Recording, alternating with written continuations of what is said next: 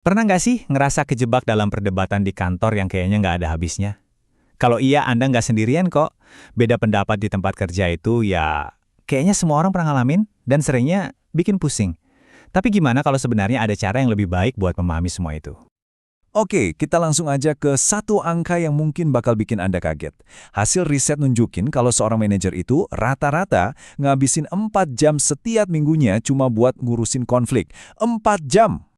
Coba dibayangin, itu artinya lebih dari 200 jam setiap tahun hilang cuma gara-gara perselisihan. Padahal, waktu sebanyak itu kan bisa banget dipakai buat inovasi, buat berkembang, atau buat kolaborasi yang benar-benar produktif. Nah, pertanyaannya sekarang, gimana caranya kita mengubah waktu yang penuh ketegangan ini jadi sesuatu yang, ya, konstruktif? Jawabannya sebenarnya ada di pemahaman, memahami diri kita sendiri dan tentunya orang lain. Di sini ada satu alat bantu yang namanya kerangka Thomas Kilmann, atau biasa disingkat TKI. Anggap aja ini kayak semacam peta yang ngebantu kita buat navigasi di wilayah kesalahpahaman yang seringkali rumit ini. Jadi, apa sih sebenarnya teori TKI ini? Gampangnya, ini tuh sebuah model buat ngenalin gaya kita dalam menangani konflik yang biasanya muncul secara otomatis. Tujuannya bukan buat ngejudge ya, tapi lebih ke biar kita makin sadar diri. Kerangka ini dasarnya cuma dibangun dari dua hal simpel. Pertama, asertivitas. Seberapa ngotot Anda memperjuangkan apa yang Anda mau. Dan yang kedua, kooperatif. Seberapa besar usaha Anda buat ngebantu orang lain dapetin apa yang mereka mau.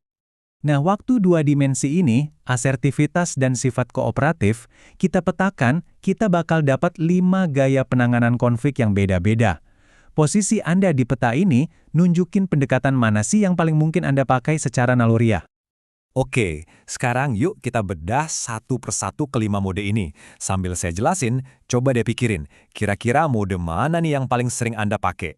Mana yang paling Anda banget? Yang pertama, mode bersaing. Ini tipe yang asertif banget, tapi nggak begitu kooperatif. Pendekatannya, pokoknya saya menang, kamu kalah. Gaya ini bisa kepake banget loh pas butuh keputusan cepat dan tegas, atau pas Anda yakin banget kalau Anda benar dalam isu yang sangat penting. Kebalikannya persis itu mengakomodasi.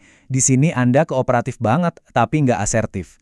Ini pas banget dipakai kalau Anda sadar Anda salah, atau mungkin pas menjaga hubungan baik itu jauh lebih penting daripada menang debat kali ini. Terus ada juga yang namanya menghindar. Gaya ini rendah di dua-duanya. Asertif enggak, kooperatif juga enggak.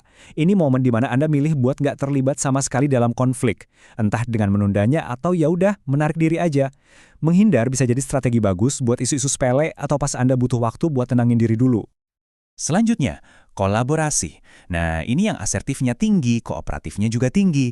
Tujuannya buat hasil, saya menang, Anda juga menang. Ini cara yang ideal banget buat ngadepin masalah kompleks yang butuh komitmen semua pihak, biar ketemu solusi yang benar-benar jangka panjang. Dan yang terakhir, berkompromi, yang posisinya ada di tengah-tengah. Ini tuh soal cari jalan tengah yang cepat dan bisa diterima semua pihak. Kompromi berguna banget kalau Anda butuh solusi sementara buat masalah rumit, atau pas waktunya mepet banget.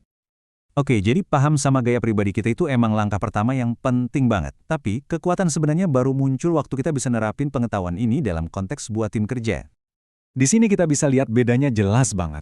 Tim yang nggak efektif itu biasanya cenderung menghindarin topik yang susah atau ya, cuma ngikutin aja suara siapa yang paling kencang.